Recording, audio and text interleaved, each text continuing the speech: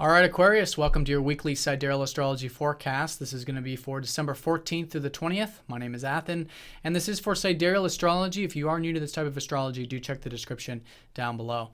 All right, Aquarius, so it's been a very transformative first couple weeks of December and even later part of November. So things start to lift up here, though, these last 2 weeks. We have Venus going into Libra, where she's in a much better position. That's square from Mars and Uranus, and that opposition up to Uranus and square up to Pluto that Mars has been doing eases up. And there's some sextiles and some easier aspects to work with this week. So it all starts here on Monday when we've got the Sun squaring up to Jupiter. And this is about optimism. Even a square from Jupiter actually comes across as quite benefic. So seeing the expansive views, maybe what's possible with relationships, with your one-on-one connections, that sort of thing. And it's a good day for that, especially when you're doing anything constructive with them or working hard and, whatever the square is, so that you can actualize these new and existing relationships into the long term, into the bigger picture, which is that square energy. And a lot of this is involving these new beginnings that are now shaping up in regards to your career or your work with this new moon from last week in your 10th house. So continuously growing and expanding on that level all week, but early in the week could be quite good to bring that optimism into the picture. And it's really just about seeing what's possible and how to concretely work with it. Now, Mercury does sextile up to Neptune. So here, this energy is that it could be easygoing, maybe specifically with your self-expression and with communicating and sharing the deeper aspects of life and, seeing what's really meaningful to you in general, with Mercury ruling both your 5th and your 8th. But Mercury's been in your 11th house, so I think maybe you've been thinking more about groups or your friends or things like that lately. And a lot of that is going to transform over the weekend when Mercury goes over Pluto. But this early part of the week could be easygoing in regards to those areas, specifically in the area of any organizations or friends or groups and things like that.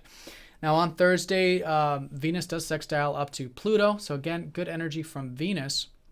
In fact, Venus is going into Libra, which is your 9th house. So generally there's this shift. If you've been feeling like maybe things around the personal or home or family life, or maybe even the philosophical or expansive views, over the past couple months it's been a little bit deeper, maybe a little bit harder to work with Venus debilitated in Virgo. She now goes into the 9th house, which is a nice house anyways, and it's also a good sign for her to be in.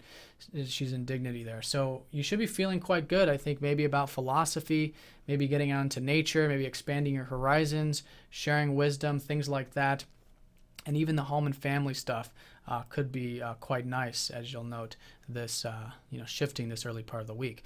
And with that sextile to Pluto, could be nice change there, so be open to change in those areas, because I think it just naturally can happen. The sextiles are opportunities. It's not a given, but there's certainly an opening for that.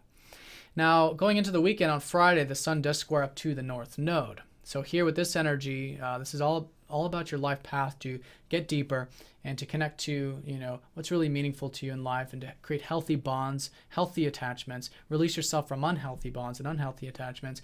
But the North Node is shifting into your 7th house of relationships to join up with Jupiter in 2016. So here in your 8th house, finishing up with this, it's about seeing how you can integrate it, how you can bring in what's meaningful into the career, which is the Sun in that 10th house, how to bring in more of that passion, more of that insight about career into what's really meaningful to you.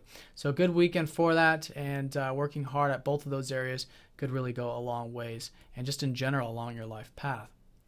And working hard in the sense of really bring in that, that Sun energy, that excitement, that interest into it. That's what it's really about. Now on Saturday, Venus does turn up to Chiron. So again, easy aspects from Venus could be quite healing, involving the home family stuff, past roots, maybe even your health, and the more expansive views of life, philosophy, nature, etc. And it's a rejuvenation of that. And with her well aspecting your 1st house, you could be feeling quite good about this healing you've been doing with self this later part of the week. Now over the weekend, also Mercury does conjoin up to Pluto. And then it does, of course, square up to Uranus.